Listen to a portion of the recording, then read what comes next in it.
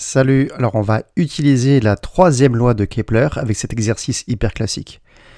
Donc la période de révolution de Vénus est de 224 jours. Ça veut dire que Vénus met 224 jours pour faire le tour du Soleil. C'est ça la période de révolution. Ça c'est une première info.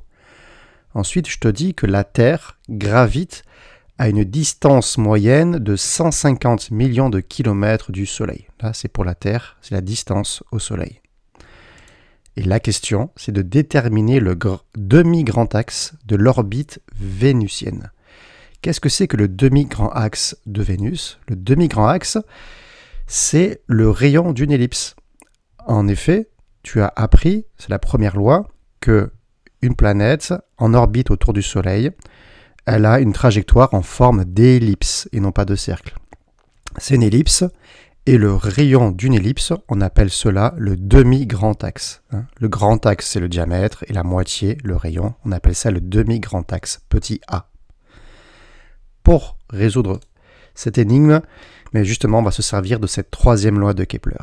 Kepler, en observant les planètes, en analysant des mesures, il s'est rendu compte d'une chose, c'est que quand tu prends la période, le temps pour faire le tour du Soleil, la période d'une planète, n'importe laquelle, la période d'une planète au carré, divisée par ce fameux demi-grand axe au cube, quand on fait ça pour quelle planète, Mercure, Vénus, Terre, Mars, elles sont toutes là, mais quand tu fais ça, tu trouves toujours la même chose.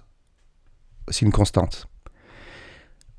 Application. Voilà, pour la Terre, voilà, la période de la Terre au carré divisée par le demi-grand axe de la Terre au cube. En fait, c'est égal aussi à la période de Vénus au carré divisée par le demi-grand axe de Vénus au cube. Et je pourrais continuer avec n'importe quelle planète, avec Mars, avec Jupiter, avec Saturne, etc., etc. Ça va toujours donner une même constante. C'est pour ça que c'est une égalité. Donc moi, je m'intéresse à la Terre et à Vénus.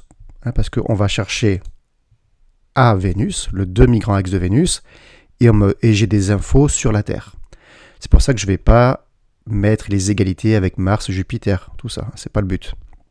Donc voilà, c'est ça que je cherche. Le demi-grand axe de Vénus, je l'ai mis en rouge. Donc maintenant, je vais l'isoler, évidemment. Donc petit a Vénus au cube. J'ai fait un produit en croix en fait. Je fais a Terre au cube fois t Vénus au carré divisé par t Terre au carré. C'est comme un produit en croix. Ok, ça c'est demi-grand axe de Vénus au cube. Et maintenant, je vais enlever le cube. Et donc, on aura ici une racine troisième. Attention, racine troisième. C'est pas la racine carrée, c'est la racine cubique de cette expression. Tu peux faire ça sous la calculatrice, évidemment. Il faut apprendre à le faire. Maintenant, je fais l'application numérique. Alors voilà, tu vois, j'ai le demi-grand axe de la Terre, c'est 150 millions de kilomètres. Attention, c'est en kilomètres. Donc du coup, j'ai mis 10 puissance 6 fois 10 puissance 3 pour passer en mètres, pour convertir en mètres. Donc du coup, ça fait 10 puissance 9. Il faut bien se caler en mètres. Ici, pour la période, le temps pour faire le tour du Soleil, j'ai laissé en jours. Je ne me suis pas embêté à mettre en secondes.